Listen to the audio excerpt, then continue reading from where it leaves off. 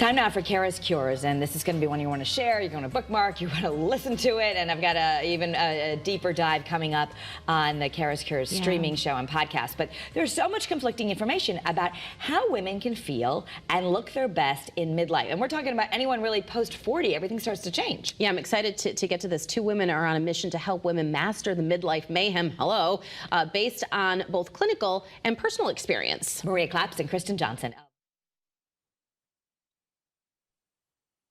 People do. They tackle everything from individualized nutrition to lifestyle changes and hormone replacement therapy. So thank you both for joining us. Thank you for having us. Yeah, and I know you're coming to us from two different states on Zoom. I love modern technology. But okay, so Maria, let's just start with you. What do you think is one of the biggest things that women are told that's just not true when they're maybe in the conventional doctor about what's happening to them after 40? That there's nothing that they can do about it, and that this is what it's like to get older, and you just have to grin and bear it. Not true. Okay, that's good that it's not true.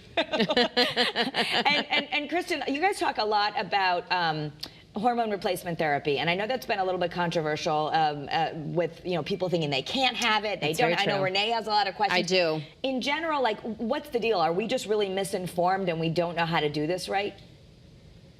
Yeah, I mean, I think the problem is that there was this really large study called the Women's Hormone Initiative and or Women's Health Initiative, and it was designed to determine whether or not hormones or HRT was safe. The problem is the study was poorly done. They used older women who were well into menopause. We're talking 10, 15 years. They were obese, they were smokers, they had diabetes, they weren't pre-screened for cancer. And what happened is that they also gave them a flawed HRT. They gave them a synthetic form. The estrogen was made from horse urine. The progesterone was just straight up synthetic from a lab.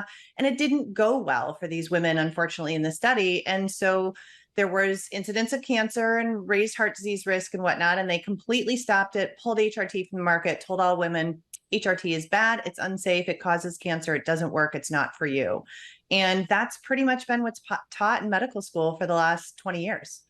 Well, Maria or Kristen, either one of you can take this question, but I sort of fit your demographic, and I too have been told, especially with some of my, health conditions or issues or whatever you want to call it, but to stay away from soy, to stay away from certain holistic, over-the-counter drugs and things like that, because it will cause me more harm. But again, my doctors are a little bit on the older side, and I think that study actually sort of stained everyone's thought, especially if you're my age or older, you just remember the wrong information and the wrong study. So what can we do?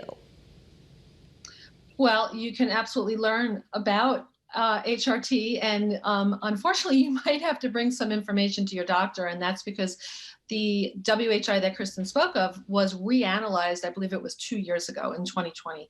And unfortunately, there's been another study that says that from research to clinical practice can take up to 17 years. Oh. So we really can't necessarily wait for our doctors to be up to snuff with research. So unfortunately, that means a lot of women need to get self-educated and need to start advocating for themselves. And you can start by following you guys, Wise and Well, on Instagram. I know both of you have your own clinical backgrounds, but you also have you're both proud to say you're menopausal, and you've been through it, and you've tested on yourselves some of the theories and some of the clinical, this is what you eat and breathe and do this. You read studies all day, you help train women. Let me just ask you quickly, because I know we're going to get way more into a deeper dive on the podcast and the CURES streaming show. But in general, diet matters, and you advocate that women are often doing it wrong. We're eating more salad, doing more cardio as we get older. And what should we be doing? Well, it's an unpopular narrative, once again, to pursue, but what we should be doing is consuming copious amounts of animal protein. We advocate for around 1 gram per pound of body weight that a woman wants to be. So if she's got some weight to lose, you would adjust that number. And you need to be strength training in the gym. And so these are two things that women shy away from because they feel their body composition shift. And we've been, buried under this calories in, calories out model. Earn what you eat, burn it off in the gym, etc. And unfortunately, menopause is a very catabolic state. The body's kind of in this breaking down aging process. And the last thing we need to do is this sort of punitive deprivation and, punishment in the gym. So the nutrition and movement piece are just huge. Now, I am prepared to pay you both $1 billion each if you can help me with hot flashes. I can transfer the funds right now. That's easy peasy. Oh, wait. Oh, yeah. Let me take that You're back going to want to then. retract that statement. My husband's going to go buy a yacht on that promise. Well, listen, tell us really quick what's easy peasy about it, and then of course we'll talk more on the streaming channel.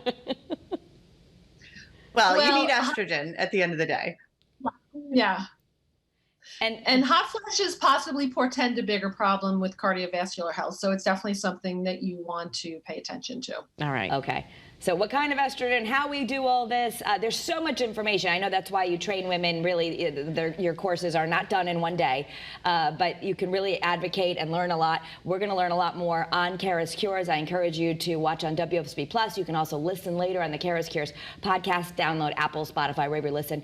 In the meantime, I want to ask you to follow Wise and Well on Instagram, or you can visit them at www.wiseandwell.me. That's right there on the screen. But these ladies are wise and they are well, and we're going to learn a lot from them even more coming up. Well, I can't wait, but I actually don't have $1 billion. I need to clarify that. Well, so, there yeah. you go. You just sorry about that. They said you don't need to pay.